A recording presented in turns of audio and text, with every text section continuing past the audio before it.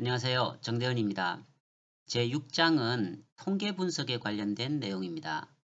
엑셀을 통해서 우리가 통계를 분석함에 있어서 여러분들이 가장 중요한 것은 통계에 관한 이 기초 지식을 먼저 쌓는 것입니다. 엑셀을 통해서 통계 분석은 굉장히 쉽게 바로 결과는 도출돼요. 하지만 그 의미 해석을 하는 데 있어서 통계 기초 지식이 없으면 무용지물이 될 수 있거든요. 따라서 이어지는 통계에 관련된 기초 지식을 먼저 습득을 하시고 본 교재에서 다루고 있는 통계 분석 관련 내용 등을 살펴보시게 됩니다. 통계 분석은 크게 두 가지로 구분을 합니다. 가장 기본적인 이 기술 통계와 그 다음에 추론 통계로 두 가지로 구분을 하고요. 이 추론 통계라고 하는 것은 가설을 먼저 설정을 하게 됩니다. 그 이후에 모집단의 그 특성을 나타내는 모수를 추정함으로써 통계 의미를 부여하는 방법이고요. 지금 다루고 있는 이 기술 통계라고 하는 것은 평균, 중앙값, 최빈값 등의 이 데이터 집중 경향을 분석하는 기법입니다.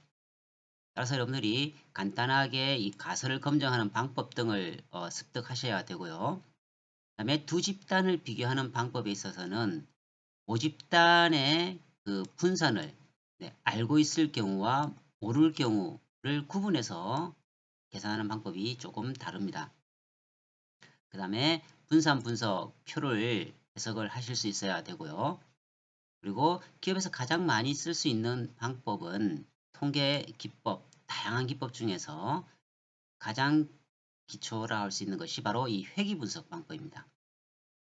독립변수가 한 개인 단순 회귀 분석과 독립변수가 다수일 수 있는 이 다중 회귀 분석 방법 등에 관해서 여러분들이 지식을 습득하셨으면 합니다. 다소 통계는 어려울 수 있지만 적어도 이 회귀 분석만큼은 여러분들이 확실하게 알고 현업에서 활용을 하셨으면 하는 바람입니다. 먼저 가설 검정 방법에는 이 기무가설과 대립가설의 내용을 먼저 구분을 하셔야 됩니다. 기무가설은 HO라고 표현을 하고요. 또는 우리가 이제 영가설이라고 하는 동일한 용어로 사용을 하고 있습니다. 자, 직접 검정 대상이 되는 가설로서 예를 들면 학생들의 평균 IQ는 100이다라고 했을 때에 우리가 평균, 이거 뮤라고 표현합니다. 뮤가 100과 같이 등식으로 표현하는 방법과요.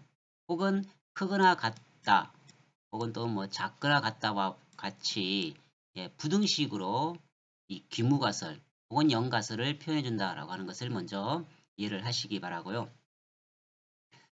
대립가설은 H1으로 표현을 하고 대립가설 혹은 대체가설이라고 하는 동일한 용어를 쓰고 있습니다.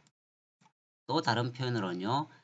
연구자가 가설을 설정하는 데 있어서 이 연구가설이라고 하는 표현도 쓰고 있습니다. 동일하다는 것을 먼저 이해를 하시고요. 그러면 영가설과 다르게 이 대립가설은 100이 아니다와 같이 이런 방법으로 표현한다는 겁니다. 100이 아닐 것이다. 그래서 영가설과 영구가설을 먼저 구분을 정확하게 하셔야 되고요.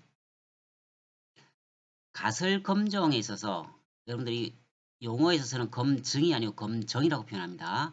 가설 검정에서 귀무가설의 채택 여부는 유의수준 알파에 의해 결정된다 라고 되어 있죠.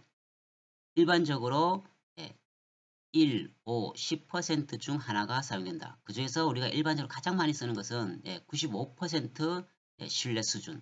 다른 표현으로요. 유의 수준 0.05라고 표현할 수가 있습니다. 참고로 여러 이 통계 수치를 발표할 때 보시면 뭐 95% 신뢰 수준에서 플러스 마이너스 뭐 예를 들어서 뭐 2.3% 포인트 표본 오차 범위 내에서 뭐 어떻다라고 하는 결론을 보통 언급을 하죠. 이 의미부터 여러분들이 이해를 하셔야 되는데요. 이 95% 신뢰 수준이라고 하는 것에서 플러스 마이너스 2.3을 하면 대략 한 90, 한 2에서 예를 들어서 한 90, 한 7, 8% 되겠죠. 즉, 이 의미는 100번 우리가 동일한 샘플 추출 방법으로 통계 가설을 검증했을 때에 92번 혹은 97번은 같은 결과가 나온다는 의미를 담고 있다는 것도 이해를 하시기 바랍니다. 자, 이러한 가설 검증 순서는 가장 먼저 기무가설과 대립가설을 수립 후 그 다음에 유의수준 알파를 설정합니다. 통상은 95%, 즉 유의수준 0.05를 기준으로 하고요. 물론 의약품과 같이 아주 정밀도를 요구하는 것은 99 혹은 99.9%까지도 요구를 하게 됩니다. 다음은 이 유의수준을 충족시키는 임계값을 결정을 해야 되고요.